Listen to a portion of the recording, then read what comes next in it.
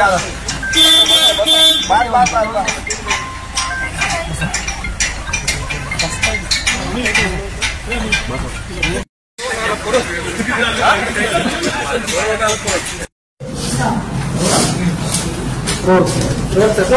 सांगाल कशा प्रकारची घटना आहे कामोट्यामध्ये दुर्घटना घडल्या दोघांचा मृत्यू झाला आरोपी कशा प्रकारची स्पंदन काल दुपारी साधारणतः 4च्या सुमारास नियंत्रण कक्षामार्फत कामोटे पोलिसांना खबर मिळाली की ड्रीमलँड नावाची सोसायटी आहे कामोटेमध्ये तिथल्या एका फ्लॅटमधून गॅस लिकेजचा खूप वास येतोय।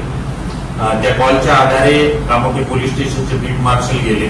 त्यांना दिसून आलं की फ्लॅट जो आहे तो आतून बंद आहे। त्यांनी फायर ब्रिगेडला बोलवलं, त्यांच्या साहाय्याने दरवाजा उघडला, प्रवेश केल्यानंतर त्या फ्लॅटच्या 2 बेडरूम मध्ये त्यांना 2 मृतदेह बेडवर पडलेले मिळून आले। त्यामध्ये एक जितेंद्र जगी मयत जो 45 वर्षाचा आणि त्याची आई गीता जगी जी 70 वर्षाची महिला होती। ते दोघेही त्या फ्लॅटमध्ये राहत होते। मग या सगळ्या घटनेचं गांभीर्य ओळखून आम्ही क्राईम ब्रँचचे एसीपी लांडे यांच्या पर्यवेक्षणाखाली क्राईम ब्रँच युनिट 2, 3च्या टीम तयार केल्या।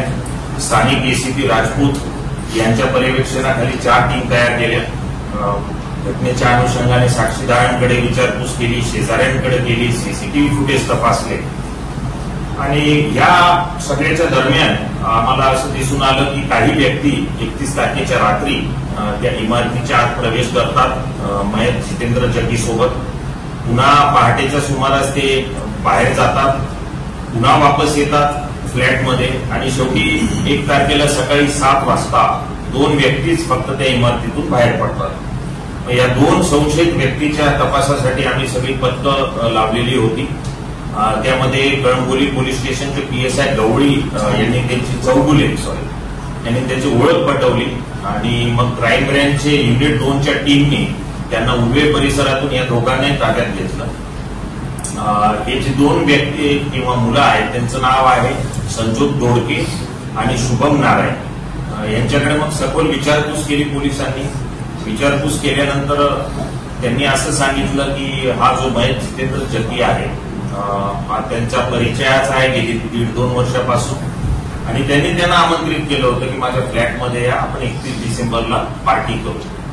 हे 3 जण त्या फ्लॅटमध्ये पार्टी करत होते, दारू पीत होते आणि मग सकाळी साधारणतः 5:30-6च्या दरम्यान जितेंद्र जगी त्या दोघांना मुलांना आग्रह केला समाजांनी संबंध ठेवावे, त्याच्यासोबत यावं। मग त्याचा राग आला शुभम नारायणी या मुलाला। तिथेच एक इलेक्ट्रिकल स्विच बोर्ड पडलेला होता, तो त्याच्या डोक्यात मारला। जितेंद्र जगीच्या 3-4 वेळेस डोक्यात मारला। त्यावेळी तिची आई उठून आली।